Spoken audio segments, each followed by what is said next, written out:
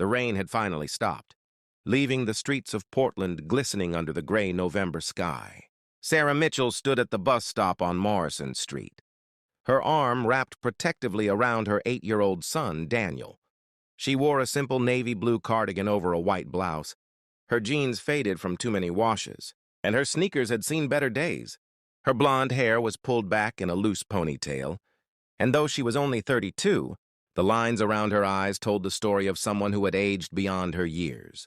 Daniel leaned against her, his small backpack hanging off one shoulder, his eyes red and swollen from crying earlier that morning. It was the same bus stop they had used every day for the past 3 months, ever since Sarah's car had been repossessed. The same bench with the chipped green paint, the same advertisement for a personal injury lawyer that someone had, vandalized with a mustache. The same puddles that formed in the same spots after every rain. Routine had become Sarah's lifeline, the only thing that kept her moving forward, when every fiber of her being wanted to simply give up. Daniel shifted against her and she looked down at him, her heart breaking for the 1,000th time. He had his father's eyes, that same deep hazel that could shift from green to brown depending on the light. Michael had died 6 months ago, a brain aneurysm that struck without warning while he was coaching Daniel's soccer practice. One moment he was laughing, demonstrating how to properly trap a ball, and the next he was on the ground, gone before the ambulance even arrived. The doctors said he felt nothing, that it was instant, as if that somehow made it better. The medical bills had come anyway. Thousands of dollars for an ambulance ride, for emergency room doctors who couldn't save him, for a death that insurance deemed insufficient coverage because of some clause. Michael never understood when he signed up. Then came the funeral costs, because even dying wasn't free in America. Sarah had drained their savings, maxed out 2 credit cards, and still ended up losing their house. Now they lived in a studio apartment in a neighborhood where sirens were the lullaby that sang Daniel to sleep each night. She worked 2 jobs now. During the day, she was a teacher's aide at Riverside Elementary, working with special needs children for $12 an hour. At night, she cleaned office buildings downtown, pushing a vacuum cleaner through empty cubicles while security guards watched their phones and pretended she didn't exist. She saw Daniel for breakfast and dinner, helped him with homework in the hours between her shifts, and tried desperately to be both mother and father to a boy who still woke up crying for his daddy. This morning had been particularly hard. Daniel's school was having a Donuts with Dad event, and he had begged Sarah to let him stay home. "I don't want everyone to see that I don't have a dad anymore," he had sobbed into his cereal. Sarah had held him, stroking his hair, fighting back her own tears because she had to be strong. She had to be. She convinced him to go, promising they would get ice cream after school, even though she had exactly $17 in her checking account until Friday. The bus was running late, which meant Sarah would be late to work, which meant Mrs. Henderson, her supervisor, would give her that look of disappointment that somehow hurt worse than outright anger. Sarah checked her phone for the 3rd time in as many minutes, anxiety building in her chest. She couldn't afford to lose this job. She couldn't afford to lose anything else. That's when she heard the voice, loud and grating, cutting through the quiet morning like a knife. "Well, look what we got here. The charity case and her little bastard." Sarah's entire body went rigid. She knew that voice. Knew it the way you know the sound of breaking glass or screeching tires, something that triggered an immediate fight-or-flight response. She turned slowly to see Vanessa Price strutting toward the bus stop, her designer heels clicking against the wet pavement with deliberate precision. Vanessa wore a cream-colored suit that probably cost more than Sarah's monthly rent, her dark hair styled in perfect waves, her makeup flawless. She was everything Sarah used to be before life stripped away the veneer and revealed what really mattered. Vanessa and Sarah had gone to the same high school, had even been friends once, back when social hierarchies seemed to matter.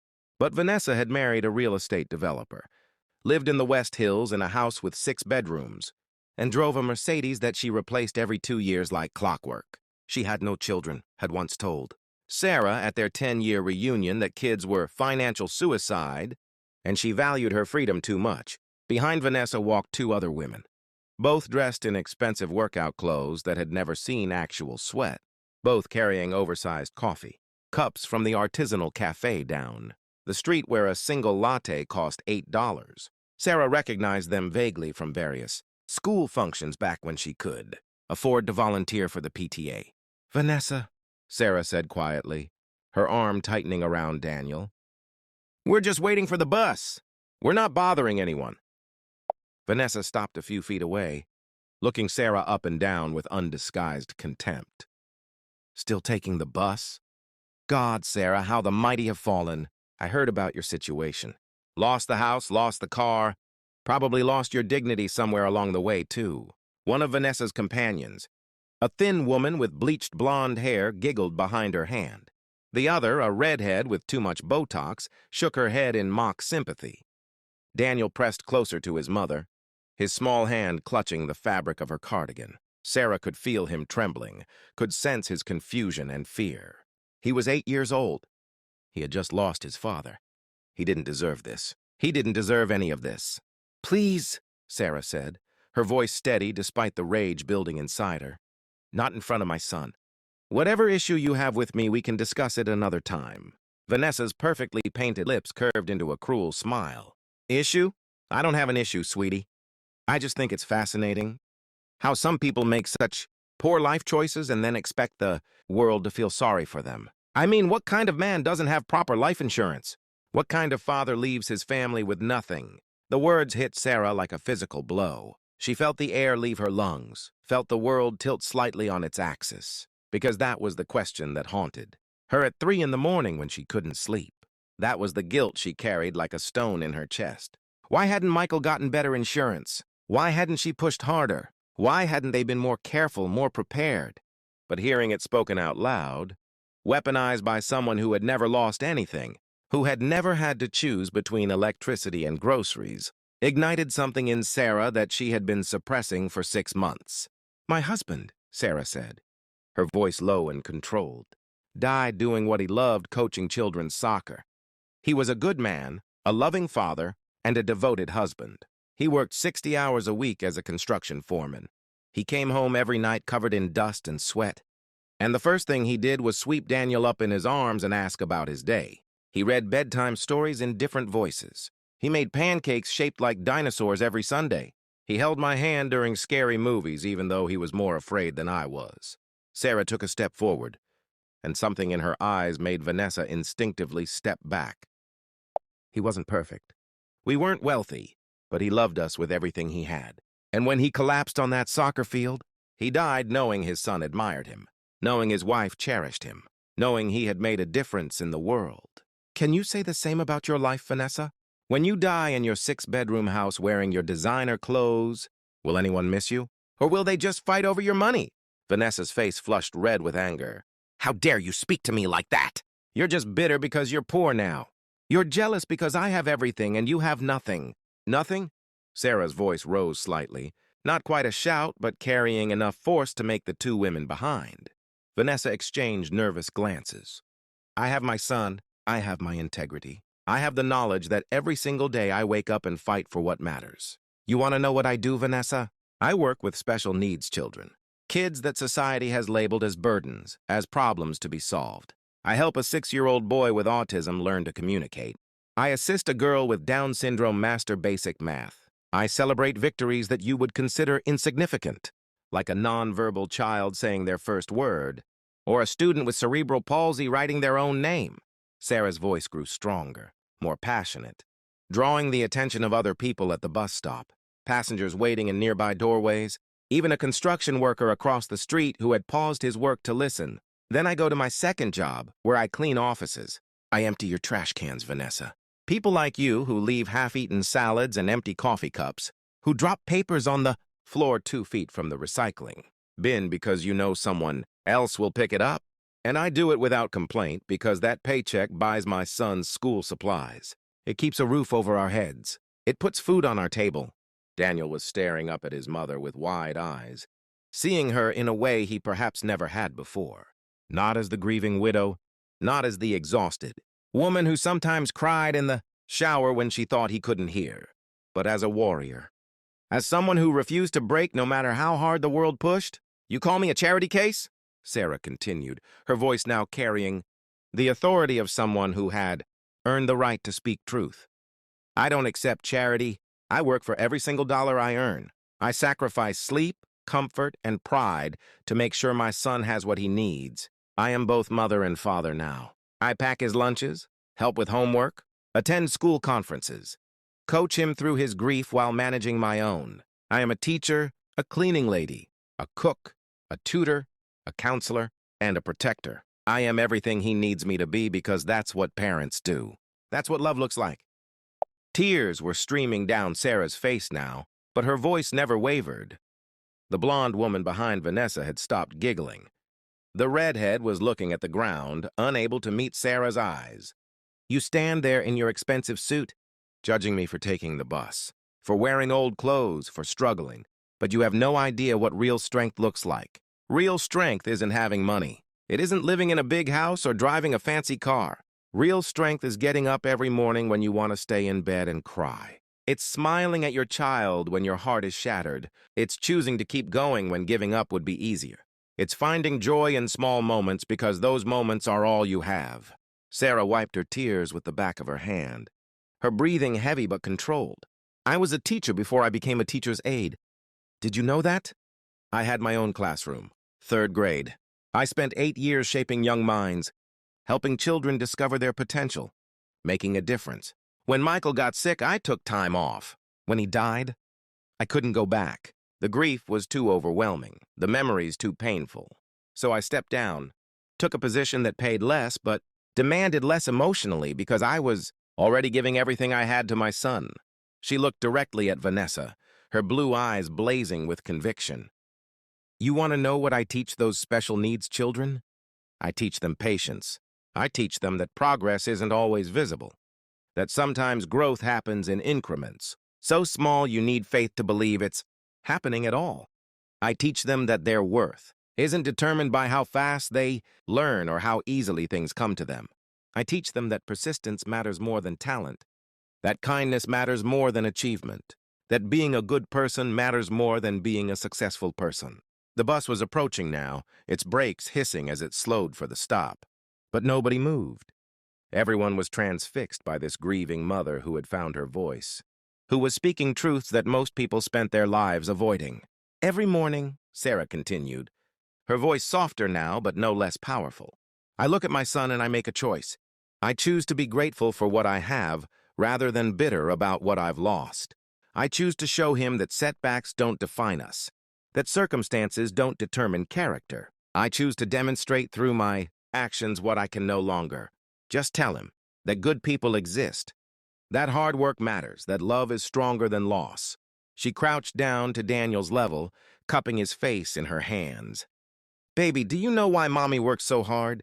Do you know why I take the bus and why we live in a small apartment and why sometimes we have to be careful with money? Daniel nodded, tears in his eyes. Because you love me? That's right. Because I love you more than anything in this entire world. More than comfort, more than pride, more than what other people think. You are my purpose. You are my strength. And I need you to understand something very important. We are not poor. We are not charity cases. We are not less than anyone else. We are a family. We are survivors. We are fighters. And nobody, and I mean nobody, gets to make you feel ashamed of who we are. Sarah stood back up, turning to face Vanessa one final time. I forgive you, Vanessa. I forgive you for your cruelty because I understand it comes from a place of emptiness. You measure worth in dollars and status because you have nothing else. But I promise you this, 20 years from now, my son will remember this moment. He will remember his mother standing up for what's right. He will remember that we faced hardship with dignity. And what will your legacy be? What will people say about how you spent your time on this earth? The bus door opened with a hydraulic wheeze. Sarah took Daniel's hand and led him aboard, depositing her fare with hands that no longer trembled. As she guided her son to a seat, she glanced back through the window to see Vanessa standing motionless, her face pale, her two companions already walking away, distancing themselves from someone who had just been exposed as hollow. Daniel settled against his mother's side, looking up at her with a mixture of pride and confusion. Mom, what you said back there, was all that true? Sarah smiled, brushing a strand of hair from his forehead. Every word, baby. Every single word. I'm proud of you, he said quietly. And I think Dad would be proud, too. That broke her. Sarah pulled her son close, tears flowing freely now. But they were different tears. Not tears of grief or exhaustion or despair, but tears of release. For 6 months, she had been holding everything inside. Being strong, being stable, being everything everyone needed. And in standing up to Vanessa, in speaking her truth, she had finally given voice to the strength she didn't know she possessed. The bus rumbled through downtown Portland, carrying a mother and son who had less than most, but somehow had everything that mattered. Sarah arrived at work 15 minutes late, but Mrs. Henderson took one look at her face and simply nodded, asking no questions. Sarah spent the day working with her students, finding renewed purpose in every small victory, every hesitant smile, every breakthrough moment. That evening, when she picked Daniel up from school, he was carrying a drawing he had made during art class. It showed 2 stick figures, one tall and one small, holding hands under a rainbow. At the bottom, in his careful 3rd-grade handwriting, he had written, "My mom is the strongest person in the world." Sarah hung that drawing on the refrigerator in their tiny studio apartment, and every morning when she made breakfast before her first job, she looked at it and remembered why she fought. Not for money or status or what other people thought, but for the little boy who believed in her, who needed her, who loved her unconditionally. 3 weeks later, Sarah received a letter from Riverside Elementary. The principal, who had heard about her confrontation from Mrs. Henderson, wanted to offer her a full-time teaching position starting in January. Better pay, benefits, and most importantly, her own classroom again. The letter said the school needed teachers who understood adversity, who could show students that setbacks weren't endings but opportunities for growth. Sarah read the letter 3 times, sitting on the edge of her second-hand couch, tears streaming down her face. Daniel sat beside her, not understanding all the words, but understanding what mattered. His mother was smiling, really smiling, for the first time in months. "Are you happy, Mom?" he asked. "I'm grateful," she replied, pulling him close. "I'm so incredibly grateful." Because she had learned something that Vanessa never would. That strength isn't about never falling down. It's about getting back up. It's about facing cruelty with grace, meeting judgment with dignity, and choosing love over bitterness every single day. It's about being patient with yourself and others, about recognizing that everyone is fighting battles you can't see, about extending compassion even when you receive contempt. That night, after Daniel fell asleep, Sarah stood at the window of their small apartment, looking out at the city lights. Somewhere out there, in a 6-bedroom house in the West Hills, Vanessa was probably sipping wine and scrolling through social media. Her encounter at the bus stop already forgotten or reframed as an inconvenience. But Sarah would remember. She would remember that she had found her voice, that she had stood up not just for herself, but for everyone who struggled, who fought, who refused to let circumstances define them. She had revealed a strength that came not from privilege or wealth, but from love, from purpose, from the unbreakable bond between a mother and her son.